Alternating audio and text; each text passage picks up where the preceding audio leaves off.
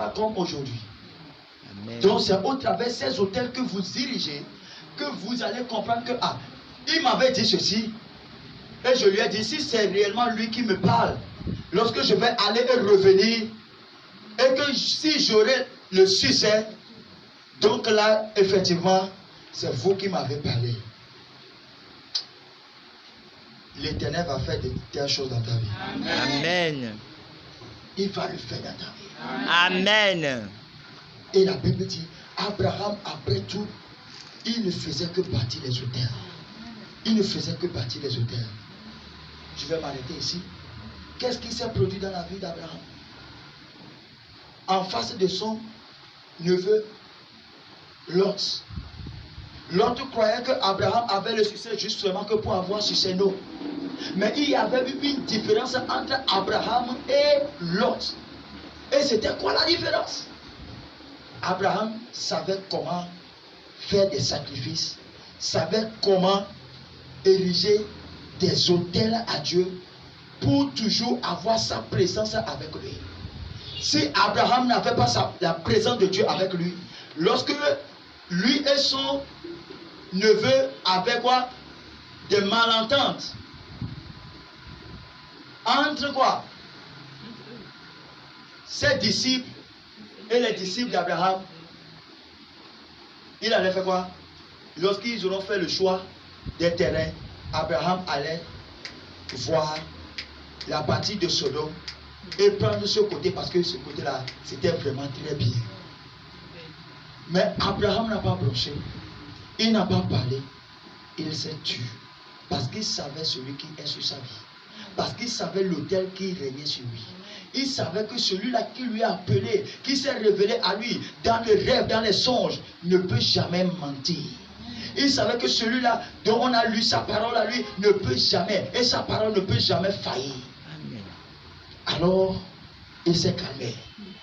Le neveu a dit, moi je vais prendre l'autre côté, moi je vais prendre ça, je vais prendre ça, je vais prendre ça, je vais prendre ça. Il a pris. Et il ne savait même pas comment bâtir autel à Dieu. Il marchait seulement.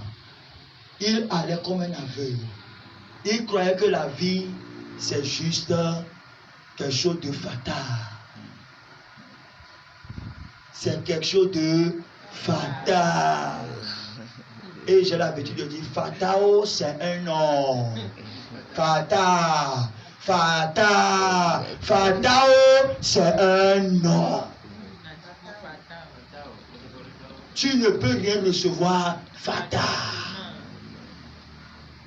L'onction, tu ne reçois pas ça fatal. Même si tu es né avec ça, il te faut vivre l'agonie avec Christ pour que l'onction puisse déborder dans ta vie. Je vous vois en train d'exceller. Amen. Alléluia. Amen. Je ne le dis pas pour le dire, c'est ce que je suis en train de voir que je dis. Amen. Alléluia. Amen. Connais comment faire quoi? Bâtir ton hôtel à Dieu. Amen. Et comprends que l'hôtel que tu bâtis, c'est cette relation-là que tu es en train de tisser avec Dieu. C'est cette relation-là que tu es en train d'établir. Et que tu es prêt à vivre le sacrifice sur ça.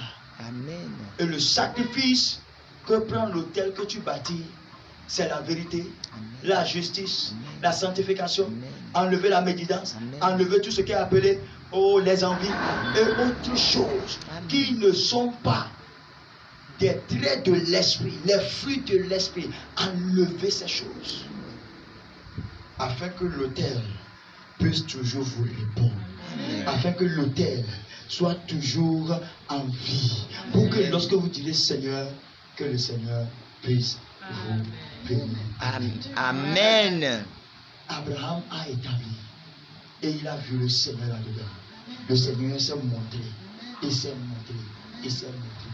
Mais avant qu'il ne fasse ça, il en a fait des sacrifices. Demande à ton prochain, où est ton sacrifice? Où est ton sacrifice? Alléluia. Amen. You take something that is very, very precious for you, and you go and you do what? You sacrifice it. C'est sur ton autel, c'est sur ce que toi-même tu as dit. Peut-être que dans l'établissement, dans l'enrichissement de cet autel, tu as dit beaucoup de choses à Dieu. Seigneur, maintenant, c'est ce que je veux faire avec. C'est ce que je veux que nous puissions faire ensemble. Parce que c'est une communion.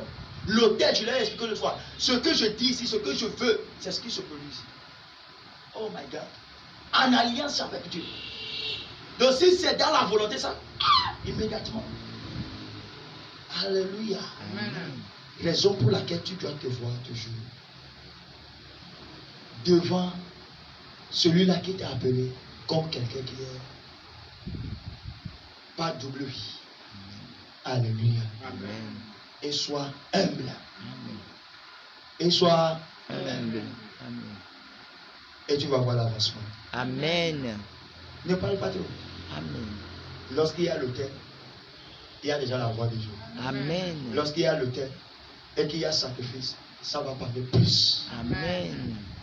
Et parce que je vous vois avec vos sacrifices Amen. et que vous avez vraiment sacrifié ces 21 jours, dire que vous n'allez pas manger, dire que moi je ne vais pas faire ci et ça, et que vous êtes tenu, l'Éternel est en train de vous élever plus que vos égales. Amen. Au nom puissant de Jésus. Amen. Les gens viendront vers vous dans les années à venir. Amen. Demandez comment est-ce que vous l'avez fait. Amen. Vous allez leur dire, le moment où vous avez eu cela, il n'y avait même pas des gens qui atteignent 5, 10 et même 20. On était moins 2. Et c'est comme ça Dieu a fait.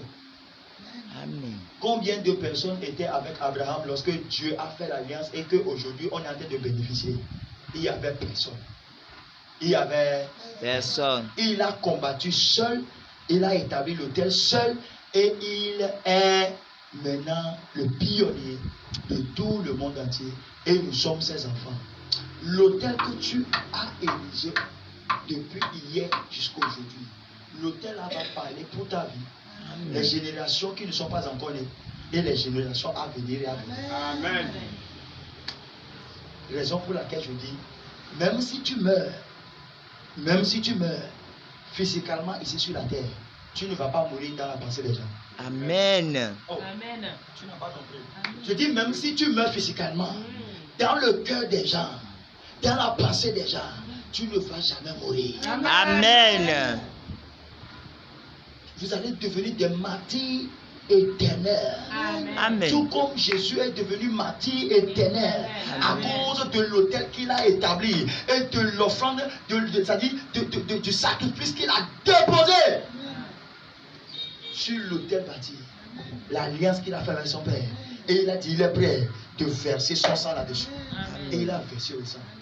Mon frère, tu veux avancer, tu veux évoluer, tu veux changer de niveau, verse ta sueur, ce sang-là, sur ton autel. Amen. Et dis-toi, je ne serai plus un chrétien ordinaire comme les autres. Amen. Dieu ne nous a pas créés ordinaires. Il nous a créés extraordinaires. Amen. Mais c'est nous-mêmes qui ne voulons pas avoir le niveau de l'extraordinaire. Mais je vous vois atteindre ce niveau au nom de Amen. Jésus. Amen. Je vois cette église en train de marcher dans l'extraordinaire. Amen. Et je vois des milliers qui sont en train de suivre cette église et marcher dans l'extraordinaire. Il dit, vouloir, c'est pouvoir. Lorsque tu le veux, tu le peux. Lorsque tu le veux, tu le peux.